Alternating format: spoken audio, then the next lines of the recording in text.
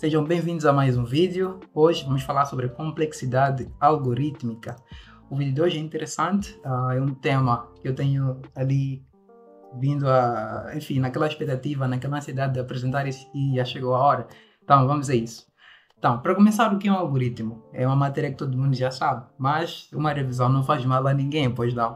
Para começar, o algoritmo é uma sequência finita de passos para resolver um problema, não é? E este algoritmo, tal como qualquer outra coisa na vida, ele pode ser complexo. Então, como o algoritmo pode ser complexo? Se a gente pesquisa pelo conceito de complexidade, o conceito daquilo que é complexo, geralmente vai estar envolvido aquilo que é a composição de vários componentes. Então, o algoritmo ele pode se tornar complexo à medida que vamos juntando ali vários componentes, acoplando a este pequeno sistema. Então, hoje nós vamos estudar mesmo sobre isso, vamos falar sobre isso. Então, para começar, como construir um algoritmo, né? Que pode parecer básico, mas uma revisão também é uma forma de começar este assunto.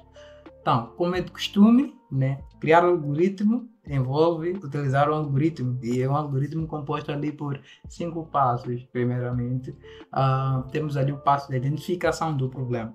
Como nós falamos anteriormente, o algoritmo ele vai resolver um problema. Então, o primeiro passo é identificar o problema a resolver. Afinal de contas, o que nós queremos, até onde nós queremos chegar com esse algoritmo que estamos a escrever. Então, o segundo passo é procurar uma solução. Percebam aqui que estamos à procura de uma solução, não da solução. Isso significa que, geralmente, para os problemas, há vários algoritmos que podem ser aplicados, não é? E, geralmente, nós vamos escolher um para testar e, se não funcionar, enfim, vamos ver ali a seguir. Mas tenham em mente que não há uma solução única para o problema, mas sim há várias soluções, cada uma com seus prós e contras, obviamente. Então, depois de encontrarmos uma solução, nós vamos dividir aquela solução em etapas sequenciais, etapas que podem ser fáceis de gerir e nesse caso, resolver. Então, a seguir, temos ali a resolução de cada uma das etapas e, por fim, fazemos aquilo que é o teste, para ver se aquela solução de fato serve para o problema que nós identificamos. E, caso a solução não sirva, nós temos de voltar ao segundo passo e procurar uma outra solução, porque, como dissemos, não há solução perfeita para um problema, há uma sequência, há um conjunto geralmente infinito de soluções que pode ser aplicado, ou um conjunto muito grande, e há a possibilidade de procurarmos por outra solução caso a solução escolhida não funcione. Ok? Então, avançando, vamos falar sobre tipos de algoritmos. Não são todos, essa lista está sempre a crescer, é algo que diferencia a nossa área de todas as outras áreas, mas vamos falar sobre alguns tipos principais. A começar pelo algoritmo de força bruta. Este aqui geralmente surge como uma das primeiras soluções e a ideia é tentar, de todas as formas possíveis, ali, geralmente não seguindo uma estrutura ou um padrão definido, para chegar à solução. Depois temos o algoritmo recursivo, que é aquele que durante o percurso invoca a ele mesmo de forma repetitiva. Então é um algoritmo que, enfim, geralmente envolve métodos, e os métodos eles chamam a si mesmo durante ali o seu bloco de código, durante o seu percurso. Nós temos o algoritmo de backtracking. O algoritmo de backtracking é aquele que trabalha com tentativas e erros, né? É um algoritmo que procura chegar a uma solução e geralmente vários caminhos são testados para chegar àquela solução e os caminhos que não funcionam são descartados, dando-se espaço aos caminhos que nos levam para aquela solução. Depois temos o algoritmo de busca, que, como o nome já diz, tem como objetivo encontrar um certo elemento em um determinado conjunto de elementos. Ok? E por fim temos o algoritmo de ordenação. Como o nome já diz, a ideia é colocar um conjunto em uma ordem, dependendo de uma determinada regra que nós formos a definir. Ok, revisão pronta. Agora vamos falar sobre análise de algoritmos, que é aqui onde vamos observar o comportamento desses algoritmos e classificar alguns quanto àquilo que é a demora. Até então, para o pessoal que ainda não se especializou nessa área ou ainda não teve uma pesquisa um pouco mais profunda, algoritmos foram sendo analisados e testados de forma empírica, usando uma unidade de tempo física, usando uma unidade física, como é o caso do tempo. É normal a gente analisar algoritmos pelo tempo, mas de uma forma um pouco melhor que isso, é analisar algoritmos de acordo com aquilo que é o comportamento desse algoritmo, independentemente das condições físicas nas quais ele vai se encontrar. E para isso, nós usamos aquilo que chamamos de análise assintótica. A análise assintótica é uma análise que envolve classificar o comportamento do algoritmo em relação à maneira como ele lida com uma entrada cada vez mais crescente. Então, a ideia, no final, será ver quanto tempo ele vai consumir ou quanto espaço ele vai consumir à medida que o input, à medida que a entrada cresce. Então, diferentes algoritmos tendem a se comportar de forma diferente, acompanhando o aumento do input, e isso é muito importante saber, pois é isso que vai definir como é que o algoritmo vai se comportar quando estiver ali a ser aplicado no mundo real. Então, a análise assintótica, ela define ali algumas notações ou formas de analisar o algoritmo. E estão aqui três, as principais, né? A primeira é a notação do Big O. Essa notação aqui, ela lida com o pior caso possível. Vamos supor que nós temos um algoritmo que na pior das piores situações, vai passar por um grupo de 1 bilhão de números. Então, no Big O, vamos levar em consideração essa situação ali mesmo. O objetivo é ver como o algoritmo vai se comportar no pior dos casos. Depois temos o Big Theta, que basicamente trabalha com uma análise mediana, uma análise que procura ver como é que o algoritmo vai se comportar ali com uma espécie de average, uma espécie de média de comportamento. Não é o pior dos casos, mas também não é o melhor dos casos. E depois temos o Big Omega, que procura ali lidar com a melhor das melhores situações. Aquele caso em que nós dizemos que, ok, estamos com sorte porque o algoritmo conseguiu ali resolver o problema sem precisar ali passar por muitos percursos, passar por muitas etapas. Então, o Big Omega há de ser a melhor das situações. Mas, como no mundo real as coisas não são perfeitas, nós sempre vamos trabalhar com Big O, que é aquele que nos diz como o algoritmo vai se comportar na pior das situações. E é isso que vai determinar se um algoritmo é mesmo bom ou não em comparação a outro. Então, o Big O Notation é o que nós vamos estar aqui a estudar para analisar aquilo que é o comportamento do algoritmo em relação ao crescimento da informação. Então, este Big O Notation, que trabalha ali com as piores situações que o algoritmo pode encontrar, ele possui classes padronizadas, ou para aqueles que gostam de puxar o inglês para o português, classes standardizadas. Então, essas classes, nós temos aqui 5, é claro que existem mais que essas, conforme a pesquisa vai aprofundando, mas essas são as 5 principais, e nós geralmente vamos lidar com essas classes quando estivermos a escrever os nossos algoritmos. A primeira classe é a classe do Big O, que é constante.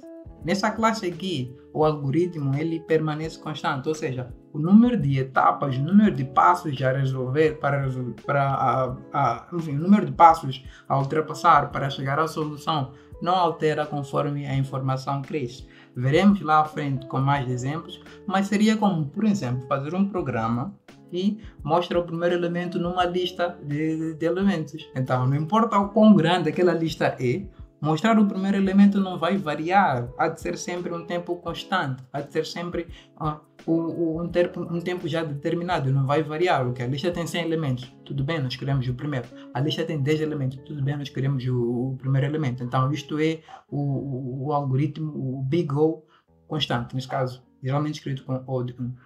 Nós temos a classe logarítmica. Essa classe aqui ela é um pouco especial. E algo que a caracteriza é o fato de que a cada etapa, a entrada reduz o seu tamanho pela metade. Ok? Vamos supor que nós temos uma lista de estudantes e nós queremos procurar o estudante com uma certa inicial. Então, nós pegamos a lista e vemos qual das partes, pegamos a lista, dividimos ao meio, vemos qual das partes tem ali a possibilidade de ter aquela inicial. Então, depois de sabermos se está acima ou abaixo, dividimos aquela lista de novo para ver qual das partes tem a lista do estudante. E daí procuramos. Então, a cada etapa que nos damos, nós dividimos a lista pela metade. Isso significa que o tempo para chegar até a solução não é tão... Enfim, ele é pior que o constante, é claro. O perfeito, o mais eficiente seria o constante. Mas a classe logarítmica também é boa, porque ela vai dividindo o tamanho do input pela metade a cada etapa. Exatamente isso que você vai dizer. Nós temos a classe linear. A classe linear ela é uma classe identificada por aquela propriedade do tempo de processamento de um certo algoritmo ser proporcional ao tamanho da entrada. Por exemplo, se tivermos um programa que soma todos os números a partir de 1 até um certo limite e nós passarmos, por exemplo, 10, aquele programa vai ter um tempo proporcional a 10. Se passarmos 11, ele vai ter de passar por todos aqueles elementos até chegar ao objetivo. Então, a classe linear ela cresce conforme a informação é fornecida ao programa, ok? Depois temos a classe quadrática. Esta classe aqui é onde as coisas começam a ficar um pouco off. Por quê?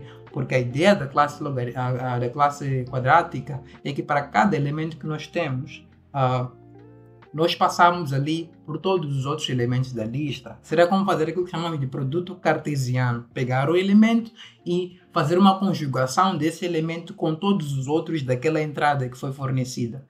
Obviamente isso vai ser pior que a classe linear, porque a linear ela cresce de forma ali a ser proporcional, mas a quadrática não, a quadrática é pior, ela vai fazendo uma associação de todos os elementos e é menos eficiente que a linear, obviamente.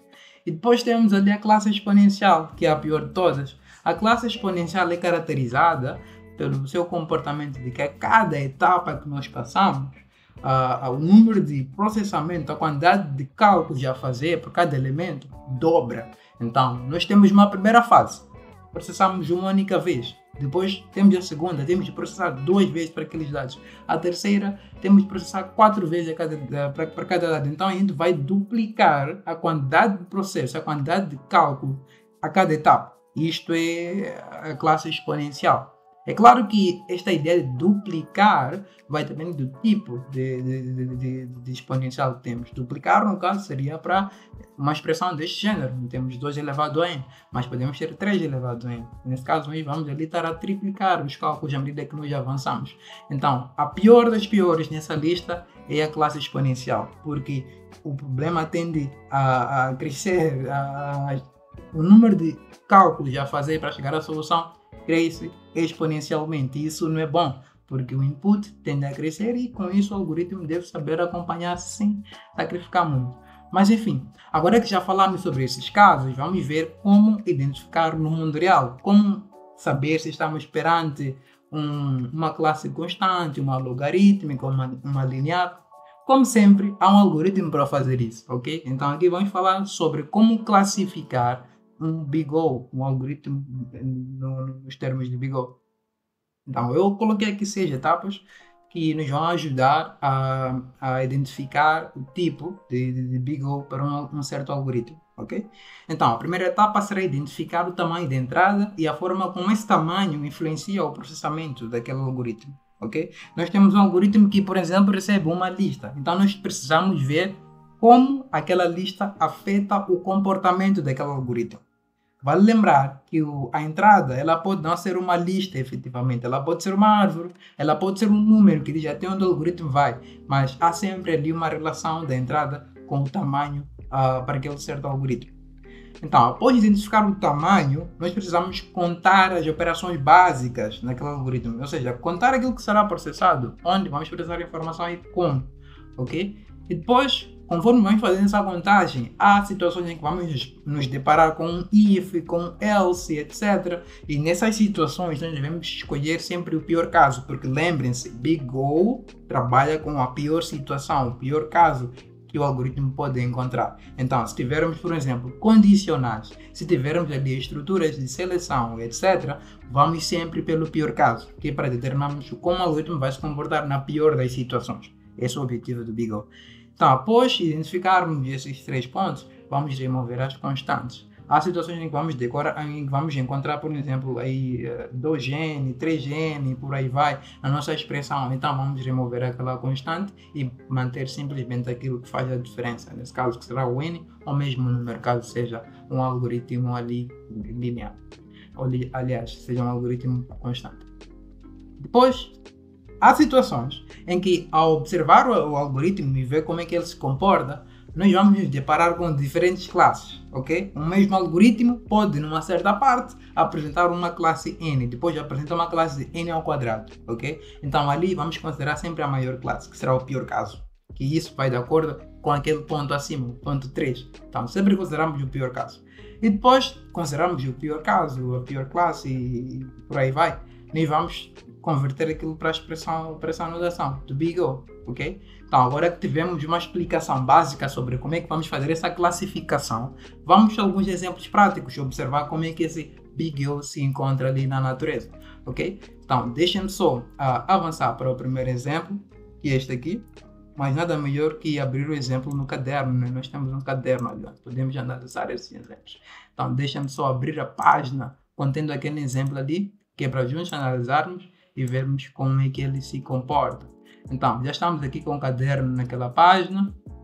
Vou só mudar para o caderno, espero que já conseguir ver, não é? Então, agora o que vamos fazer é analisar este comportamento, analisar o comportamento deste algoritmo para ver como é que ele vai se comportar, não é? Então, vamos aí observar o primeiro caso, que é o caso do algoritmo com tempo constante. Então, o algoritmo com tempo constante, ele faz mesmo isso, né? Nós temos uma entrada e o que vai acontecer? O algoritmo, o comportamento dele não vai variar independentemente do tamanho da entrada.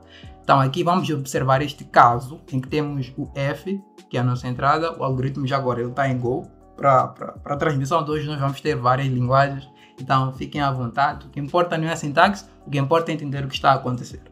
Então aqui nós temos um algoritmo com uma entrada que é a variável f, e aqui estamos a fazer alguma coisa com essa variável f. Então, analisando o comportamento deste programa, percebemos que ele não vai mudar, né?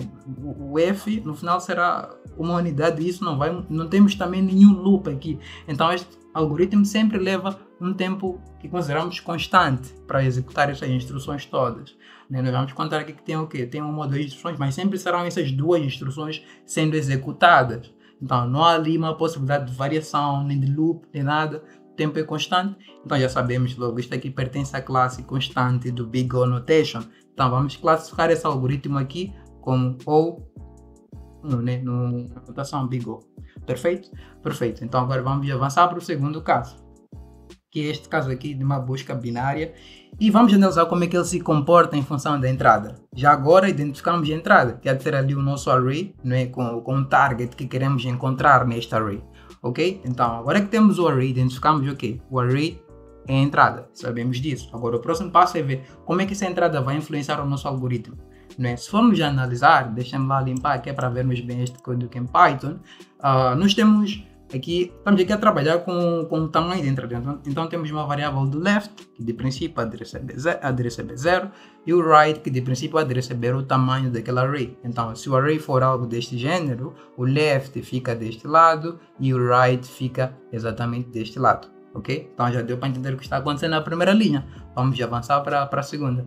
Na segunda linha nós percebemos que o tamanho, ou melhor, que o número de instruções a serem executadas depende mesmo do tamanho do array. Por quê? Porque aqui, se o left for 0 e right for 50, então vamos executar isso aqui no máximo até 50 vezes, não é? Ou no pior dos piores casos. Antes de analisar o código que aí se encontra. Então, dá para perceber que a entrada afeta a execução. A entrada afeta o número de etapas a executar. Mas como é que ela afeta? Vamos observar o algoritmo. Então, dá para ver aqui que estamos a calcular uma variável chamada mid. Nesse caso, é o ponto central daquele nosso array. Então, vamos colocar aqui um mid, que é o ponto central, ou algo parecido.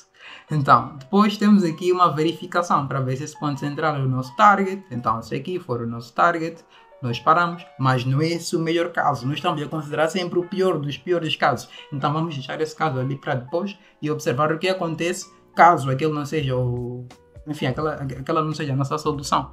Então, se aquela não for a solução, verificamos se o target, que é o nosso objetivo, encontra-se à esquerda, que é isso que está a acontecer aqui, não é? Então, se o target, que é o nosso objetivo, estiver à esquerda, nós vamos procurar mais para o lado à esquerda, e se ele estiver à direita, procuramos mais para o lado à direita. Então o right pode passar a ser este elemento, se nós movermos para a esquerda, e o right pode estar lá na direita, mas o left passando a ser o centro, se o nosso target estiver à direita. Então, dependendo do target, ou vamos para a esquerda ou vamos para a direita.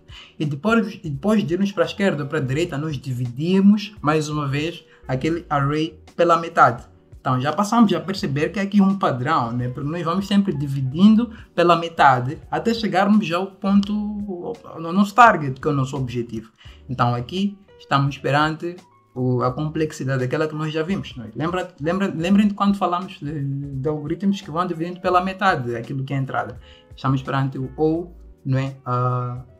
Log n. Então, esta é a complexidade desse algoritmo, porque à medida que nós passamos, nós vamos dividindo aquilo que é a entrada pela metade.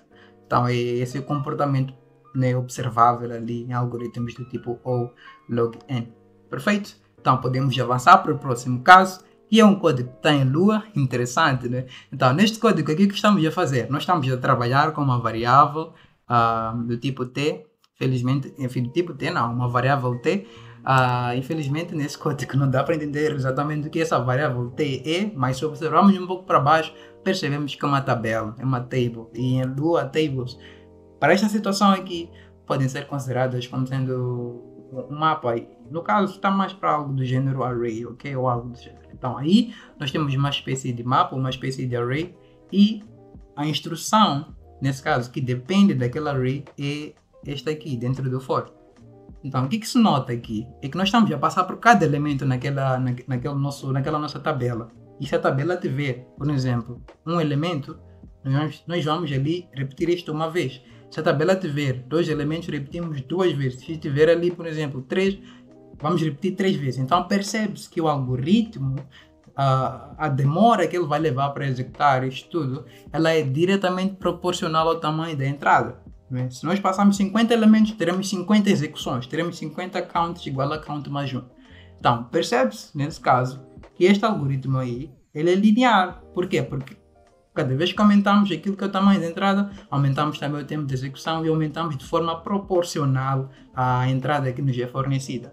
Ok? Então, estamos aqui perante O de N, porque o N ele é diretamente proporcional ao número de etapas que o algoritmo vai passar. Perfeito? Ótimo, acho que deu para entender. Então vamos agora avançar para falar sobre um outro caso, e esse caso que está aqui. Eita, o pessoal que está a perceber a lógica aqui já dá para ver que é um caso muito pior daquilo que tivemos anteriormente. Por quê? Porque nós temos ali uma variável que vai afetar o comportamento do programa, que é este size ali. Size é o nosso input, ok? Então, o que está a acontecer? Nós estamos a ter um for que executa size vezes, e depois estamos a ter outro for dentro do primeiro que também executa size vezes. Então, nós temos ali, para cada item, ou para cada elemento naquele input, uma repetição de n vezes, uma repetição daquele size, de size vezes. Então, para cada n, nós teremos uma repetição de n vezes. O que isso parece? Então, parece que temos aqui n ao quadrado, não é? Então, esta aqui é que vai ser a complexidade do nosso algoritmo, ou n ao quadrado. Vai ser um algoritmo quadrático, né? Quando falamos daquelas classes ali de complexidade. Por quê? Porque a cada n estamos a repetir n vezes. Então, isto é basicamente assim como vai se comportar. Espero que até agora já dá para acompanhar e a perceber exatamente como é que isto vai se comportar. Então, avançando, temos um último caso, que é o pior dos piores. Esse caso é, enfim, não escrevam isso em produção, pessoal, a não ser que seja mesmo necessário. Por quê? Bom, primeiro vamos observar a entrada, nesse caso é o nosso número. Vamos ver como é que esse número vai afetar o comportamento do algoritmo. Então, há uma situação em que o num é igual a 1. Nesse caso, retornamos 1, tempo constante. Perfeito, é isso que nós queremos? Não, nós queremos o pior dos piores casos. Queremos procurar pela pior situação em que esse algoritmo vai estar ali a se comportar. Então, depois temos outra situação, que é onde o n é igual a 2. Então, n igual a 2, também piora alguma coisa? Não, não piora. Ok, agora vamos ver o resto. E quando n não é igual a 1 e nem igual a 2, temos uma situação horrível se passando aí embaixo, se me permitem dizer. Temos um caso em que nós chamamos essa função de Fibonacci, passando n-1, depois chamamos essa mesma função passando n-2. Vamos desenhar um gráfico para perceber como é que isso vai se comportar. Não sei se é bem um gráfico, mas é algo que se assemelha. Então, no primeiro caso, na primeira situação, chamamos a função Fibonacci com um número qualquer. Então, seria algo similar a uma chamada, uma única timeline ou algo do gênero. Então, chega um ponto em que nós nos encontramos nessa situação aqui, onde temos de fazer aquela chamada. A primeira e a segunda, nesse caso. Então, esta timeline que nós temos aqui divide-se em duas, porque temos de fazer as duas chamadas, a primeira e a segunda. Não é verdade? É mesmo. Então, quando ela divide-se em duas, cada uma dessas duas vai se dividir também. Então teremos uma outra divisão aqui. E depois teremos uma outra divisão aqui.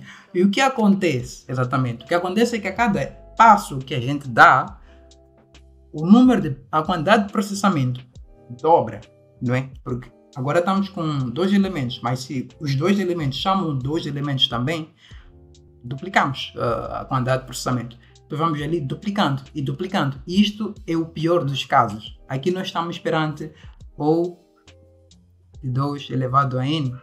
Isto é aquilo que chamamos de complexidade exponencial.